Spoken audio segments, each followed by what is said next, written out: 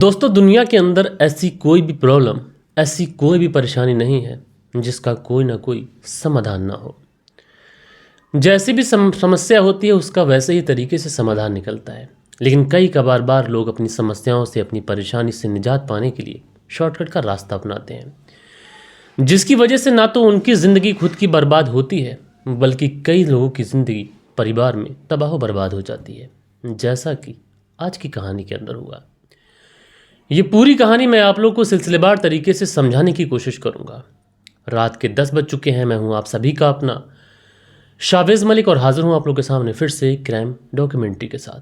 चलते हैं फिर सीधा सीधा इस कहानी का रुख करते हैं। बात करूं दोस्तों अगर मैं आज की इस कहानी की, तो आज की इस कहानी की शुरुआत होती है उत्तर प्रदेश की राजधानी लखनऊ से। और इसी लखनऊ में एक थाना पड़ता है, पीजीआई थाना। ये जो पीजीआई थाना है, इसी थाने के अंतर्गत एक गांव आता है, उतरेटिया गांव। और इसी गांव में रहने वाला है 32 वर्षीय प्रदीप सिंह परिहार। प्रदीप सिंह परिहार जो कि बगल में ही एक गैस एजेंसी में काम करता है। प्रदीप सिंह परिहार की एक पत्नी है जिसका नाम पूजा परिहार है। उम्र लगभग इसकी 28 साल के आसपास है, जो कि एक हॉस्पिटल में काम करती है। प्रदीप और पूजा के टोटल 3 बच्चे हैं, जिसमें 2 बेटियां हैं और एक बेटा। लेकिन जो तीनों बच्चे हैं ये अपने दादा दादी के पास कानपुर रहा करते हैं, क्योंकि प्रदीप और उसकी पत्नी लखनऊ में रह तो रहे हैं लेकिन मूल रूप से ये कानपुर के रहने वाले थे। बात कर रहा हूँ मैं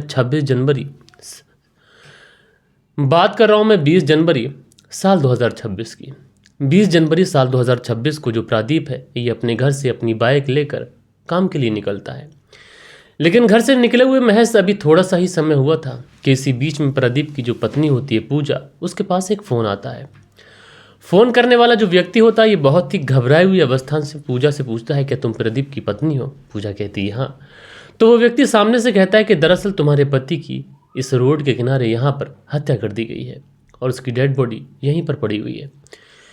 लिहाजा जो पूजा होती है भागती है, दौड़ती है। दौड़ने के बाद में तुरंत उस घटनास्थल वाली जगह पर पहुंचती है और वहां पर जब अपनी पत्नी की डेड बॉडी को देखती है तो फिर चीख चीख कर उस डेड बॉडी को देखकर वो रोने लग जाती है। लिहाजा उसके बाद में वो जो व्यक्ति था इस बात की सूचना पुलिस को भी दे देता है। पुलिस भी मौके वारदात के लिए निकल ही रही होती है कि इसी बीच में पुलिस के पास एक और फ़ोन आता है। एक फ़ोन तो पुलिस के पास यह आया था कि साहब एक व्यक्ति की हत्या की जा चुकी है, और एक फ़ोन पुलिस के पास में यह आया था कि साहब एक व्यक्ति है जिसने एक व्यक्ति की हत्या कर दी है और वो हत्या कर भाग रहा था, लेकिन हमने उसको पकड़ लिया है। इसलिए पुलिस सबसे पहले उस हत्यारे को पकड़ने के लिए पहुंचती है, क्योंकि हत्या तो वो कर चुका था। इसलिए जब वहां पर पहुंचती है, क्योंकि जो लोग थे जिन्होंने पुलिस के पास फ़ोन किया था उन्होंने बताया था कि साहब हम लोग शहीद पथ अंडरपास के पास से बोल रहे हैं और वहीं पर हमने उस व्यक्ति को पकड़ के रखा हुआ है। पुलिस पहुंचती है, पहुंचने के बाद में उस व्यक्ति को अरेस्ट करती है। अरेस्ट करने के बाद में उससे पूछा जाता है कि तुमने कब और किसकी हत्या की है। तो वो व्यक्ति बताता है कि साहब मैंने जिसकी हत्या की है उसका नाम है प्रदीप सिंह परिहार। अब जैसे ही ये बात बताई जाती है तो उसके बाद में पुलिस वाले इसको पकड़कर पुलिस थाने लेके जाते हैं। उसके बाद में जहाँ पर वो हत्या की गई थी वहाँ पर पहुँचते हैं। वाकई में दोस्तों वहाँ पर प्रदीप सिंह परिहार की डेड बॉडी पड़ी हुई थी। पत्नी जो पूजा थी ये वहीं पर डेड बॉडी के बगल में ज़ारों कतार रो रही थी। पुलिस वाले हालांकि पूजा से पूछताछ भी करते हैं तो पूजा कहती है कि साहब मुझे नहीं पता कि मेरे पति की हत्या किसने की है, लेकिन जिसने भी की है वो पुलिस की गिरफ्त से बचना नहीं चाहिए। पुलिस वाले पूजा को आश्वासन देते हुए कहते हैं कि तुम चिंता मत करो, जो भी कातिल है हमने उसको पकड़ लिया है और वो अभी पुलिस की गिरफ्त में है। लिहाजा उसके बाद में पुलिस वाले इस डेड बॉडी को अपनी कस्टडी में लेकर सीधा सीधा पोस्टमार्टम के लिए भेज देते हैं। अब डेड बॉडी पोस्टमार्टम के लिए जा चुकी थी। इधर जो पुलिस है ये सीधा सीधा पुलिस थाने आती है, जहां पर पुलिस ने उस व्यक्ति को पकड़ के रखा हुआ था। और वहां पर आने के बाद में पुलिस वाले सबसे पहले इस व्यक्ति का नाम पूछते हैं, और नाम पूछने के बाद में इससे ये पूछते हैं कि आखिरकार तुमने कत्ल क्यों और किस वजह से किया। दरअसल जब पुलिस ने इस व्यक्ति का इसका नाम पूछा तो इसने बताया कि उसका नाम है रामतीर्थ मौर्य, जिसकी उम्र लगभग 30 साल के आसपास है। रामतीर्थ जो कि अमेठी के हवेली गांव का रहने वाला है, लेकिन यहीं पर लखनऊ में पीजीआई के पास एक किराए का कमरा लेकर रहता है। लिहाजा उसके बाद में पुलिस वाले इस रामतीर्थ से ये पूछते हैं कि तुम ये बताओ तुमने आखिरकार प्रदीप सिंह की हत्या क्यों की। तो रामतीर्थ ये बताता है कि मैंने हत्या की है, ये बात मैं स्वीकार करता हूँ, लेकिन हत्या क्यों और किस वजह से की है ये मैं आपको नहीं बता सकता। अब जैसे ही ये बात पुलिस से रामतीर्थ बोलता है तो पुलिस वाले रामतीर्थ का मोबाइल उससे छीन लेते हैं और उसके बाद में जब उसकी कॉल डिटेल्स, कॉल हिस्ट्री, ये सारी चीज़ें जब चेक करते हैं, उसका मोबाइल चेक करते हैं, तो पुलिस को यहाँ से बहुत अजीब कुछ मिलता है। दरअसल इसकी कॉल हिस्ट्री में एक नंबर जो पुलिस को बार बार दिखाई पड़ रहा था, और वो नंबर था प्रदीप की पत्नी पूजा का। दरअसल जिस समय हत्या हुई है, हत्या से कुछ समय पहले भी इस रामतीर्थ ने पूजा से बातचीत की थी। जब कॉल डिटेल्स वगैरह निकाली जाती है तो पता चलता है कि पूजा और रामतीर्थ की बात अब से नहीं बल्कि काफ़ी पुरानी बात है, और इन दोनों की बात लगातार चल रही है। अब ये पुलिस देखते ही समझ जाती है कि आखिरकार मामला क्या है। उसके बाद में पुलिस वाले अब ये तो समझ चुके थे कि इस बात में पूजा भी शामिल है, इसलिए रामतीर्थ से पूजा का नाम लेते हुए कहते हैं कि बताओ इसमें पूजा का कितना इन्वॉल्वमेंट है। अब रामतीर्थ जैसे ही पूजा का नाम सुनता है चौंक जाता है, समझ नहीं आता है कि अब ये क्या बोले। लिहाजा उसके बाद में पुलिस की सख्ती के आगे आखिरकार ये टूट जाता है, और टूटने के बाद में कहता है कि हाँ, जो प्रदीप की हत्या की गई है उसमें मैं ही अकेला दोषी नहीं हूँ, बल्कि प्रदीप की पत्नी पूजा भी उतनी ही दोषी है। लिहाजा पुलिस वाले रामतीर्थ की तहरीर पर पूजा को भी अरेस्ट कर लेते हैं। पूजा को अरेस्ट करने के बाद में जब इसे पुलिस थाने लेके आते हैं और जब इससे पूछताछ की जाती है, तो पूजा जब रामतीर्थ को ऑलरेडी पुलिस थाने के अंदर देख चुकी थी, तो पूजा को समझने में देर नहीं लगती है कि रामतीर्थ ने सब कुछ पुलिस को बता दिया होगा। इसलिए पूजा को भी लगता है कि अब झूठ बोलने से कोई फ़ायदा नहीं है, इसलिए पूजा भी अपना मुंह खोल देती है। और उसके बाद में जो कहानी सुनाती है वो कहानी कुछ इस प्रकार थी। दरअसल पूजा पुलिस को बताती है कि इस कहानी की शुरुआत होती है साल 2015 से, और साल 2015 में पूजा की शादी प्रदीप के साथ हुई थी। पूजा जो कि रायबरेली के पछरावा गांव की रहने वाली है, और साल 2015 में जब इसकी शादी प्रदीप के साथ होती है, उसके बाद में ये कानपुर आ जाती है। लेकिन जैसे जैसे समय गुजरता है, समय गुजरने के साथ प्रदीप और पूजा, इनको टोटल 3 बच्चे हो जाते हैं, जिसमें 2 बेटियां थीं और 1 बेटा। लेकिन दोस्तों, आज के इस महंगाई के दौर में परिवार को चला पाना उतना ज़्यादा मुश्किल है कि बता पाना बहुत ज़्यादा असंभव है। अगर कोई भी व्यक्ति जिसका काम सही तरीके से सेट नहीं है और उसके परिवार में 2 बच्चे, माँ, पिता, पत्नी, ये सारे लोग हो जाएं, तो उसके ऊपर बड़ी जिम्मेदारियां आ जाती हैं। लिहाजा उसके बाद में जब पत्नी को भी लगने लगता है पूजा को यहाँ पर रहकर घर बसर चलाना ये बहुत ज़्यादा मुश्किल है, इसलिए पूजा अपने पति प्रदीप को राय देते हुए कहती है कि मैं भी पढ़ी लिखी हूँ, तो कहीं ऐसी जगह चलते हैं जहाँ पर मैं भी नौकरी कर लूँ और तुम भी नौकरी कर लो। उसके बाद ये दोनों प्लान बनाते हैं और पहुँच जाते हैं लखनऊ के पीजीआई थाना क्षेत्र में।